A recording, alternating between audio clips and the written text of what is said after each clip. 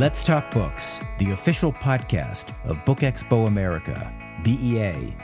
On this episode, we talk with Erin Coffey, Vice President of Internal Communications, Event and Community Services at Macmillan.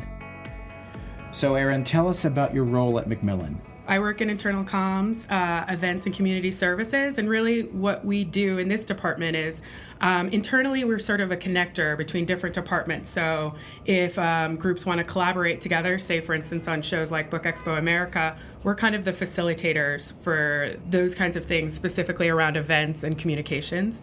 And we work on a lot of consumer shows, B2B shows. I also oversee the author events department, which is really big at Macmillan. I think we do a little over 4,000 events a year.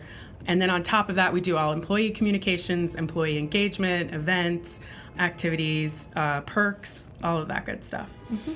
Can you discuss the importance of experiential initiatives or special events? I think it's always funny to ask an event person to talk about the importance of experiential events because we'll always be like, it's very important. It's like the most important thing you can do.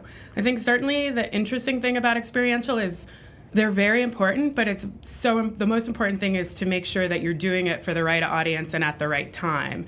Obviously, things like digital marketing are so much cheaper and a lot of times can have much higher ROI because you can just hit a much larger audience. But the real benefit of experiential is that it's a far deeper engagement. So that's a really great way to engage, I think, with people that you've identified as sort of your super users. And certainly for us, trade shows like BEA BookCon expose us to people who are really engaged in the reading community, and those people are very important to us because those are the people that are going to go out and advocate for our books, and having that direct one-to-one engagement with them really helps us deepen that engagement with them in a way that we might not be able to do through other avenues. Do you feel the face-to-face method, because it is perhaps a longer ROI, we'll say, do you think that's somewhat threatened with the advancement of digital and the sophistication of methods in which to push messages out with devices or other methods with dynamic media, such as YouTube videos and the like? Not really, and I'll tell you why. When I was very young, I worked at a market research firm, and I had a boss who at the time was like, there's a swing between high tech and high touch, and every time the pendulum swings one way, it kind of swings back because there's a fatigue.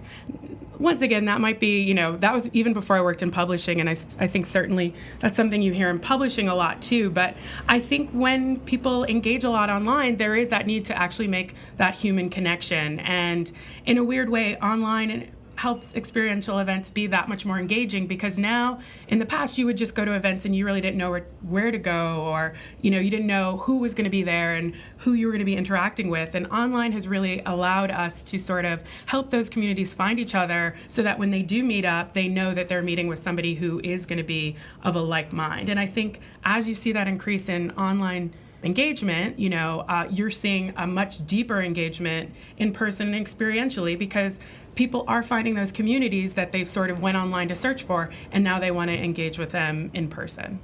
Could you share with us some of the joys as well as the challenges within your role here at Macmillan? The joys, I think, of working in publishing in general, but also just working at Macmillan is that everyone here loves book. And I think certainly when we talk to people, everyone sort of has that story of, I read books since I was little, and, I was reading Dickens when I was 9. And, everyone sort of has their different stories, and whether it's Dickens or, maybe historical romance or whatever it is, when you talk to people about books, you can see that excitement come out of them. And that's actually what makes the event so much fun because you get to interact with people outside of the business who are just as passionate about events. But certainly within publishing, you have those really great bank of what I like to use, the super users, the people who are reading. And whether that is I read, 5 books a year, but I'm super engaged with those books, or I read 100 books a year and I read something different every day and I like to mix it up. The people who love books are so passionate about it that, working here has been really great because I've been exposed to that on a level, and it's just really fun working in that.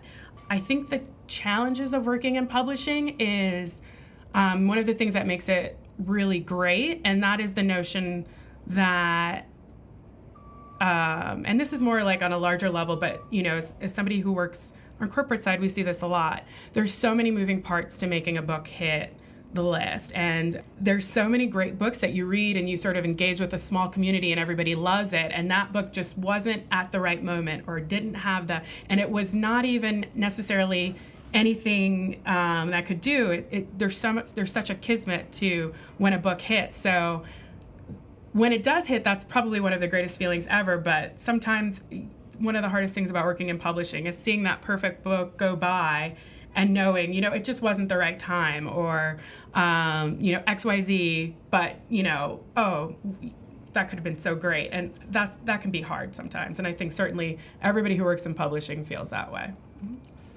So you're trapped on a deserted island and you can only take one book with you. What book will that be and why? I think it would probably be the book that I read the most when I was a kid, and it was so weird, but it was Anne of Green Gables, and I think there was just something in that book that resonated with me and who I was at the time, and it probably also why I became an event planner. It was always about overcoming adversity, having a positive attitude. Just the worst things would happen to her, and she'd be like, "Great, next thing, let's move on." And I think in general that's really informed on my life, and it's something that maybe I aspire to. I wouldn't say I necessarily was enthusiastic as she is, but I think especially as a child that had the most impact. So even though I haven't read it in a really long time, I've read it so many times that it's such a comfort that I feel like if I were trapped on a desert island, I'd want a book about overcoming adversity, I guess. And please complete this sentence. I read because... I love this. I read because when I was a little kid, my grandmother, who was a school librarian, would keep money in books because she didn't trust banks. And so when we were kids, if you would find that money, you could buy ice cream that day. And she would take care of us while my parents were at work. And so I just remember as a kid being like, I'm going to read so many books. But then I actually, as I went through it, really just became enthralled with reading books. And, really it moved away from that. But it was sort of the funny thing about finding, the money in the book sort of just became the surprise of finding a really amazing book and reading things that I maybe wouldn't have normally read at that age or have exposed myself to, but was looking for something and would pick up a book and start reading it and forget that I was even looking for that money. And I think in a really smart way, I always wonder if as a child's librarian, she would just tell us that as a way to get us to read the book and then occasionally shove a 5 in somewhere. But it was just a really great concept. And I think it sort of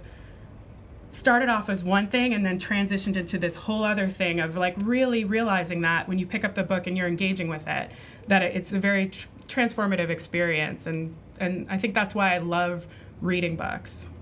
A lot of time also too, I have to say, my mom took us aside from that every Monday to the library. And so I think it's really, my secondary answer would be, I think it was just a bunch of smart librarians like my grandma and Sally, who was my childhood librarian, who really, really spent a lot of time engaging me with those books, and that's why I love them still. Let's Talk Books is a production of BookExpo America, BEA, the leading book and author event for the North American publishing industry. Join us in Chicago for BEA 2016, May 11th through 13th at McCormick Place. For more information on this episode in BEA, visit bookexpoamerica.com.